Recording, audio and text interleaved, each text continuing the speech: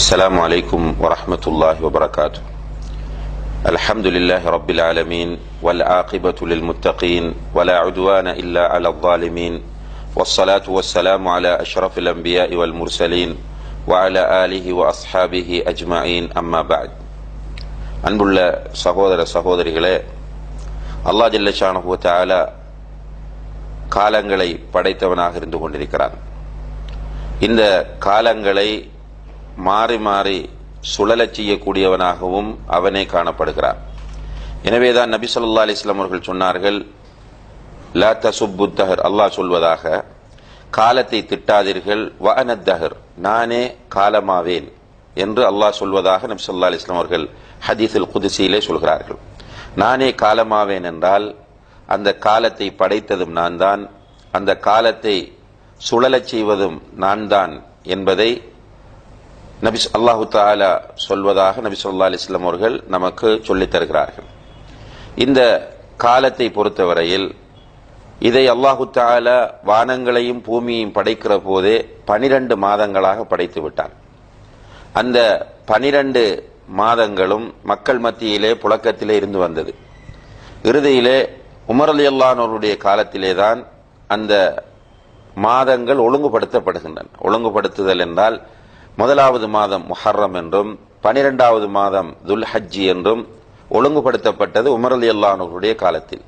முஸ்லிம்களை பொறுத்தவரையில் அவர்கள் ஹிஜ்ராவை அடிப்படையாக வைத்து ஹிஜ்ரி காலண்டர் என்ற ஒரு வருட நாள் கணிப்பீட்டு முறையை உமர் ரலியல்லாஹு அன்ஹுடைய காலத்திலே அறிமுகப்படுத்துகிறார்கள்.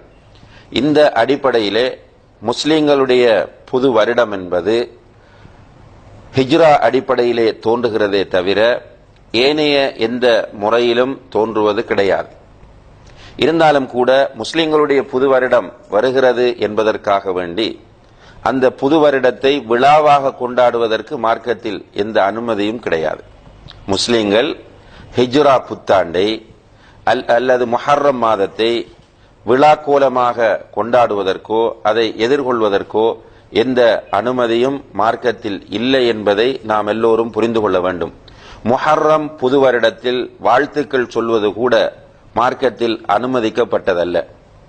இதை நாம் இங்கே ஏன் குறிப்பிடுகிறோம் என்றால், முஸ்லிம்களுடைய புது வருடத்தை கொண்டாடுவதே மார்க்கத்தில் அனுமதிக்கப்படவில்லை என்றால் பிற சமுதாயத்தவர்களின் புது வருடங்களை எப்படி ஒரு முஸ்லிம் கொண்டாட முடியும் என்பதை சிந்திப்பதற்காக வேண்டித்தான் இந்த செய்தியை இங்கே நாம் பதிவு செய்கிறோம்.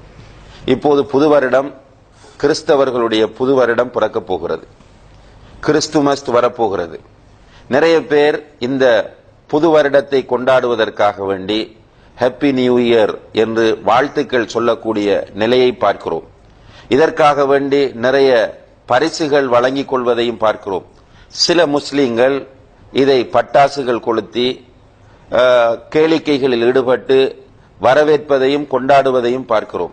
அன்புள்ள சகோதர சகோதரிகளே, எந்த வகையிலும் நம்முடைய குழந்தைகள் கூட இந்த புது வருடத்தை வரவேற்பதற்கும் கொண்டாடுவதற்கும் நாம் அனுமதி கொடுக்க கூடாது என்பதை நாம் புரிந்து கொள்ள வேண்டும். கிறிஸ்துமஸ் என்பதும் கிறிஸ்தவ புத்தாண்டு என்பதும் கிறிஸ்தவர்களுக்குரியது, முஸ்லிம்களுக்குரியதல்ல.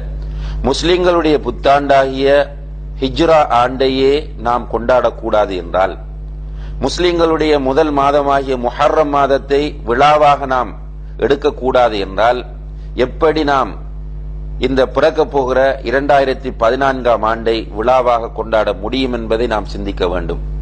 இங்கேதான் நபிகள் நாயகம் ஸல்லல்லாஹு அலைஹி வஸல்லம் அவர்கள் விடுத்த ஒரு எச்சரிக்கை நம் அனைவருடைய கவனத்திற்கும் வர வேண்டும். நபி ஸல்லல்லாஹு அலைஹி வஸல்லம் அவர்கள் சொன்னார்கள், மன் தஷப்பஹ பிகௌமின் ஃபஹுவ மின்ஹும், யார் ஒருவர் பிற சமூகங்களுக்கு ஒப்பாகிறாரோ அவரும் அவர்களை சார்ந்தவர்தான் என்று சொன்னார்கள். எனவே கிறிஸ்தவ புது வருடத்தை கொண்டாடுகிறவர்கள் கிறிஸ்தவர்கள், அதற்கு விழா எடுக்கிறவர்கள் கிறிஸ்தவர்கள், அதற்காக வேண்டி வாழ்த்து சொல்லுகிறவர்கள் கிறிஸ்தவர்கள். எனவே முஸ்லிம்களிடம் இது வருமாக இருந்தால் நிச்சயமாக அவர்கள் அவர்களுடைய கலாச்சாரத்தை பின்பற்றிய குற்றத்திற்கு ஆளாகி விடுவார்கள்.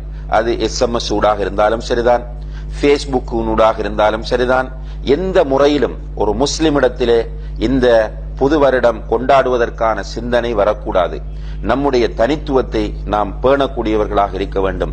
நமக்கென்று தனி கொள்கை, நமக்கென்று தனி கலாச்சாரம் இருக்கிறது.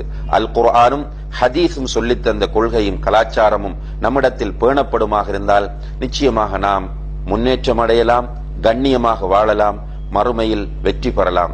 எனவே பிறக்க போகிற கிறிஸ்தவர்களுடைய புத்தாண்டை முஸ்லிம்கள் எந்த வகையிலும் பொருட்படுத்த வேண்டிய அவசியமில்லை. அதை விழாவாக கொண்டாடக்கூடாது, அதற்கு வாழ்த்து சொல்லக்கூடாது, வாழ்த்து சொன்னாலும் அதற்கு நாம் பதில் சொல்லக்கூடாது, இந்த புது வருடத்திற்காக அன்பளிப்புகள் பரிமாறக்கூடாது என்பதை நாம் கவனத்தில் கொண்டு செயற்பட வேண்டும். எல்லாம் வல்ல அல்லாஹு தஆலா நம் அனைவரையும் நேர்வழியில் வாழ்ந்து நேர்வழியோடு மரணிக்க அருள் பாலிப்பானாக. வஸ்ஸலாமு அலைக்கும் வரஹ்மத்துல்லாஹி வபரகாத்துஹு.